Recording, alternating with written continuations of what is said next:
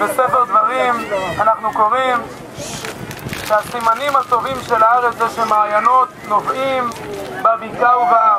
זה הסממן הבולט ביותר של ארץ טובה, טובה ומבורכת, וזכו ילדי כיתה ח' בראשות הרב יעקב לעשות אותנו נורמליים. עיינות ותאומות יוצאים בבקעה ובהר. עלה בדעתי כשראיתי את המעיין מה שכתוב בספר דברים, היום הזה נהיית לעם. היום הזה נהיינו יישוב תקני ביהודה ושומרון. בלי מעיין, כידוע, כל יישוב מתבייש להגיד שבכלל את השם שלו, ועל כן מייצרים לפעמים אמבטיות ומים זוחלים מכל מיני צינורות. העיקר שיהיה מעיין. ולנו יש מעיין אותנטי, זה ממש זכות עצומה.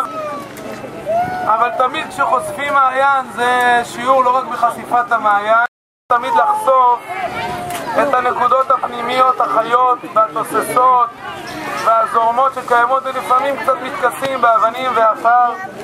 נזכה תמיד לחשוף אותם, שיצא מתוכנו כמו שיוצא מבית המקדש מעיין, שיוצא מבית השם שממנו יש חיים ומרפא לעולם כולו. לכל ילדי הכיתה זה שיעור חשוב לחיים, שתזכו להרבות בתוככם חיים של מים טבעיים וחיים של מים של תורה, שאין כמו התורה שנמשלת למים חיים.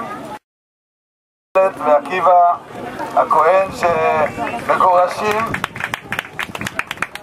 אבל עצם זה שאנחנו כולנו מתכנסים פה היום וממשיכים את המפעל הגדול שעקיבא, רק להסתכל פה ימינה ושמאלה ולראות את שדות החיטה ואת הכרמים ולעבור דרך המטחנה והבית היפה שמשפחת הכהן בנו כאן. ועקיבא, כמו שמכירים את עקיבא, כמו עקיבא, רבי עקיבא שלמד מהמים, שהגיע אל המעיין וראה את המים חוצבים בסלע ואמר, כמו המים שחוצבים בסלע גם אנחנו קל וחומר שיכולים.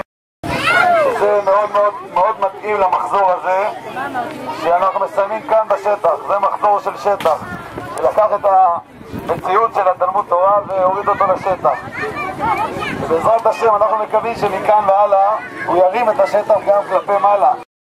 הגענו לפה, ראינו פה אבנים, בוץ בתוך המים, בלי מדרגות, אין גישה למים, בלי טרסה, הכל האפר הידרדר לבפנים, מלא בוץ בפנים. ריקנו את כל הבוץ, הוצאנו את הכל בחוץ, בנינו טרסות שהאפר לא הידרדר, הגבנו קצת את הטרסה הקיימת, בנינו מדרגות שהגישה נוחה למים, שמנו ציליה, ציבור מוזמן לבוא, לטבול, לשחות, כמה שרוצה.